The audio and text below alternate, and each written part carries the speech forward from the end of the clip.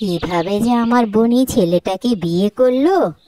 ভাঙাচুরা একটা কুঁড়ে ঘর ছাড়া কপালে আর কিছুই জুটেনি।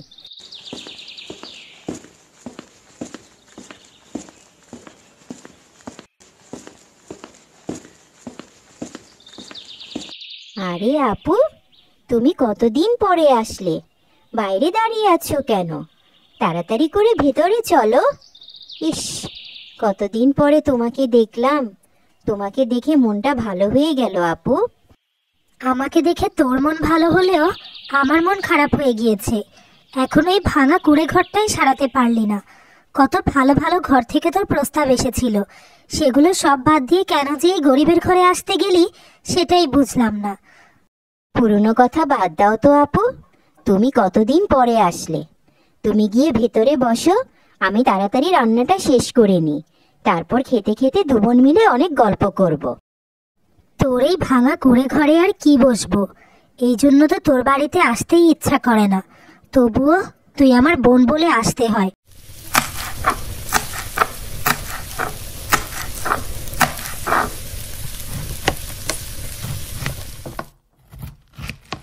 আপু, তৃপ্তি নিয়ে খাও। তোমরা তো কেউ আমার বাড়িতে তেমন আসো না। আমি একটু তোমাদেরকে মন চাইলেও রান্না বান্না করে খাওয়াতেও পারি না। কতদিন পরে আসলা তুমি, তোমার জন্য রান্না করতে গিয়ে আমার যে কি ভালো লেগেছে। খাও আপু। আপু, দুপুরবেলা তো তাড়াহুড়া করে তোমার জন্য তেমন কিছু রান্না করতে পারিনি। এখন তোমার জন্য ভুনা খিচুড়ি, গরুর মাংস, সাথে আমাদের পুকুরের বড় রুই মাছ দিয়ে মুড়ি ঘন্ট রান্না করেছি। চলো খাবে। আপু, রুই মাছের মুড়ি ঘন্টটা খাও। এটা আমার পুকুরের মাছ, খেতে অনেক মজা। আপু, একটা কথা বলি, কাল না গিয়ে তুমি আরো 2টা দিন আমার বাড়িতে থেকে যাও না? তোমরা তো তেমন আসোই না, কতদিন পরে আসছো। 2টা দিন থেকে গেলে আমার অনেক ভালো লাগতো। আরে বোন, তোদের এবার রান্না বান্নার আয়োজন দেখে মনে হচ্ছে আমি আরো 2 দিন কেন, 1 সপ্তাহ থাকলেও তোদের কোনো সমস্যা হবে না। ব্যাপারটা কি খুলে বলতো আমাকে। তুমি তো আমার বোন, তোমার কাছে লুকিয়ে লাভ কি? আমাদের পুকুরে জানো একটা জলপুরি থাকে। সেই জলপুরি তোমার বোনের জামাইকে একটা জাদুর জাল উপহার দিয়েছে। সেই জাল দিয়ে মাছ ধরলে প্রচুর মাছ পাওয়া যায়। ওই মাছ বাজারে বিক্রি করে এখন আমরা খেয়ে পরে সুন্দর মতো চলতে পারি। আমাদের সংসারের অভাব দূর হয়ে গিয়েছে আপু। কি বলছিস এসব? এত বড় সুযোগ থাকতে শুধু একটা জাল চেয়ে নিয়েছিস? তোরা জামাই বউ এখনো সেই বোকাই রয়ে গেলি। এখানে বোকামি কি দেখলে আপু? আমাদের যেটা প্রয়োজন জলপরি আমাদেরকে সেটাই দিয়েছে। এটা দিয়েই তো আমাদের দিন এখন অনেক ভালো কাটছে। আর কি লাগে আপু? আরে বোকা, পরি যখন তোদেরকে সুযোগ দিয়েছে, সুযোগের সৎ ব্যবহার কর। পরীর কাছ থেকে সোনা গহনা রাজপ্রাসাদ সবকিছু চেয়ে নে, তাহলেই তো তোদের আর এত কষ্ট করে মাছ ধরে সংসার চালানো লাগবে না। তোরা 2 দিনের মধ্যেই বড়লোক হয়ে যাবি। আসলেই তো আপু, তুমি তো কথাটা খারাপ বলনি। আমি তো এভাবে কখনো ভেবে দেখিনি। আচ্ছা, আজকে রহিম বাড়িতে আসুক, আমি রহিমকে বলবো। এই শোনো না, কয়েকদিন থেকে তোমাকে একটা কথা বলবো বলবো ভাবছি। আমরা এই কুঁড়ে ঘরটাতে আর কতদিন থাকবো বলো? তোমার যা কামাই, আমরা এই কুঁড়ে ঘরটা জীবনেও সারাতে পারবো না। এক কাজ করো না, জলপরির কাছ থেকে একটা টিনের ঘর চেয়ে নাও না। হঠাৎ তোমার কি হলো বলো তো? আমরা তো এই কুঁড়ে ঘরেই অনেক ভালো আছি, হঠাৎ করে তোমার টিনের ঘরের প্রয়োজন কেন হলো? বাবা মার অমতে তোমাকে বিয়ে করার কারণে বাবা মা এখনো আমাকে মেনে নেয়নি। তুমি একটু জলপরির কাছে চেয়ে দেখো না, যদি আমাদেরকে একটু টিনের ঘর দেয়, আমাদের অবস্থার উন্নতি হয়, তাহলে বাবা মা আমাকে মেনে নিলে আমি তো মাঝে মাঝে একটু বাবা মাকে দেখতে পারবো। আমারও তো মাঝে মাঝে একটু বাবা মাকে দেখতে ইচ্ছে করে, সেজন্য বলছিলাম, দয়া করে তুমি একটু বলো না। জলপরি, আজ তোমার কাছে আমি একটা আর্জি নিয়ে এসেছি।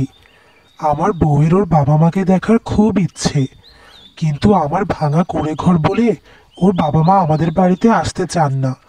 তুমি যদি দয়া করে আমাকে একটা টিনের ঘর উপহার দিতে, তাহলে আমি ওর ইচ্ছেটা পূরণ করতে পারতাম। এইটুকু জিনিসের জন্য তুমি এত ইতস্ততা করছো কেন বন্ধু?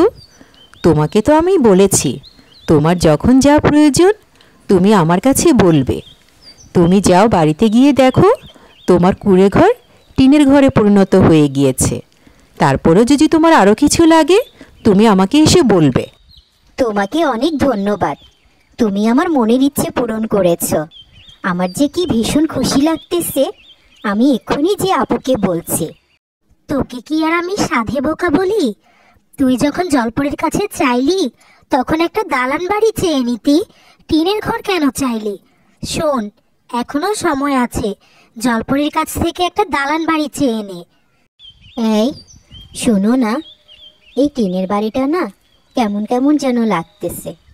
জলপরি যখন আমাদেরকে দিয়েছে তখন আমরা জলপরির কাছ থেকে একটা দালান বাড়িই চেয়ে নিই। তুমি কি বলো? একটা দালান বাড়ি হলে আমাদের বাড়িটা দেখতে আরো অনেক সুন্দর লাগবে না? তুমি একটা দালান বাড়ি চেয়ে নাও না জলপরির কাছ থেকে। ইয়ে মানে জলপরি, তোমার কাছে চাইতেও আমার লজ্জা করছে, কিন্তু কি করব বলো? বউকে তো কখনো কিছু দেইনি, একটা জিনিস আবদার করেছে, না দিয়েও পারছি না। তুমি যদি আমাদের টিনের বাড়িটাকে দালান বাড়ি বানিয়ে দিতে তাহলে খুব উপকার হতো জলপরি। ও আমার কাছে একটা দালান বাড়ি চেয়েছে, তাহলে ওর ইচ্ছেটা পূরণ হতো। তুমি এত লজ্জা পাচ্ছ কেন বন্ধু? আমি তো তোমাকে বলেছি তুমি তোমার যে কোনো ইচ্ছের কথা এসেই আমাকে বলবে, আমি অবশ্যই পূরণ করব। তুমি বাড়িতে গিয়ে দেখো তোমার টিনের বাড়ি দালান বাড়িতে পরিণত হয়ে গিয়েছে। তারপরে যদি তোমার কোনো কিছুর প্রয়োজন হয় তুমি কোনো ইতস্ততা করবে না, আমার কাছে চলে আসবে। দেখছো, আমাদের কুড়ে ঘরটা যে এখন একটা দালান বাড়িতে পরিণত হয়েছে। আমাদের বাড়িটা দেখতে কি সুন্দর লাগছে। তোমাকে অনেক ধন্যবাদ, তুমি আমার ইচ্ছেটা পূরণ করেছো। যদি তোমার দালান বাড়ির সব পূরণ হয়ে থাকে তাহলে তুমি আর আমাকে কখনো জলপরীর কাছে যেতে বলবে না। আমি আর তার কাছে কোনো কিছু চাইতে পারবো না।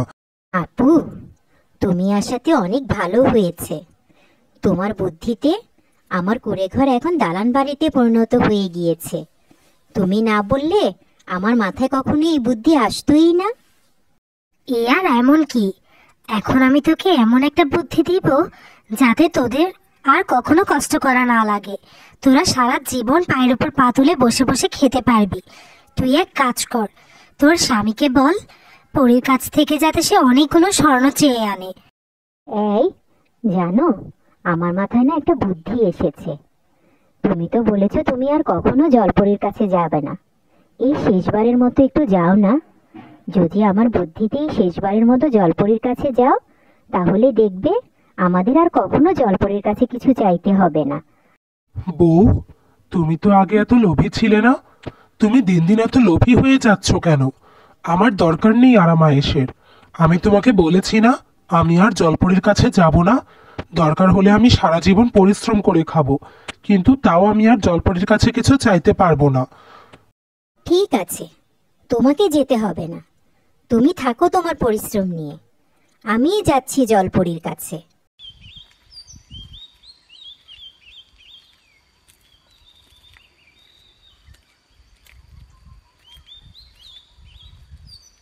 জলপরি, ও জলপরি, দয়া করে জলের থেকে একটু উঠে আসো, আমার সাথে একটু দেখা দাও।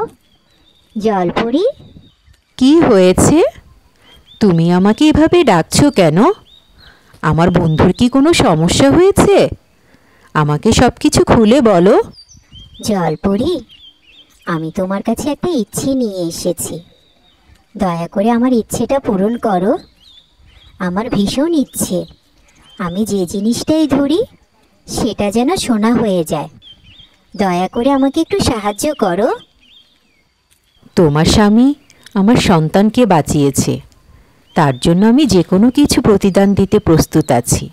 ঠিক আছে বন্ধু, তোমার এই ইচ্ছেটাও পূরণ হবে। এই জানো, জলপরি না আমার এই ইচ্ছেটাও পূরণ করেছে। এ কি, এ কি, তুমি সোনা হয়ে গেলে কেন? আমি তো এরকমটা চাইনি। এখন আমি কি করব? আল্লাহ, আমি তাড়াতাড়ি করে জলপরির কাছে যাই।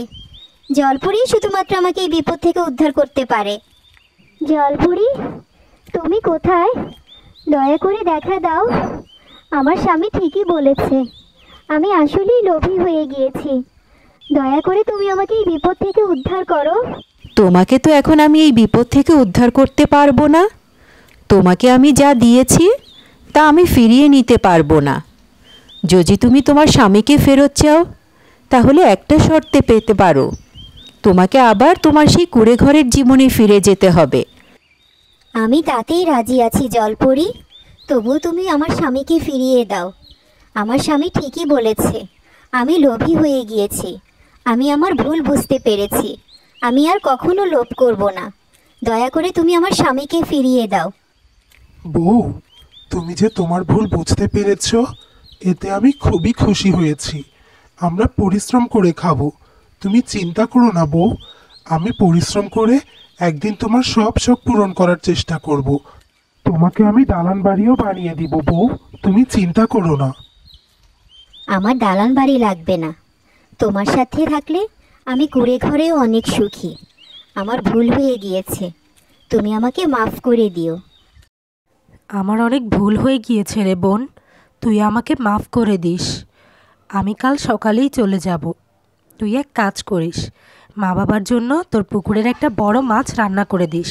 আমি তাদেরকে নিয়ে দিব, তারা নিশ্চয়ই খুব খুশি হবেন।